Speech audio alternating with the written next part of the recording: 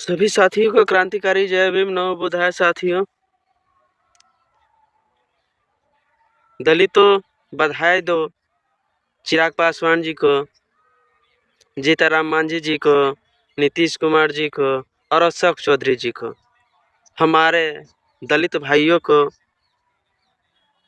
घर को तोड़ा जा रहा है और उन्होंने अभी तक एक शब्द नहीं बोला। लोग बोलते हैं गरीबों के नेता हैं, गरीबों के नेता हैं। अभी तो शुरुआत हुई है, पिक्चर अभी बाकी है। नालंदा, शेखपुरा और सीतामढ़ी और पटना में भी गरीबी हटाओ, गरीबों को हटाओ नारा चालू हो चुका है। उत्तर प्रदेश से 60 बुलडोजर भी आ चुका है। करो व्यवस्था अब अपनी। जय भीम।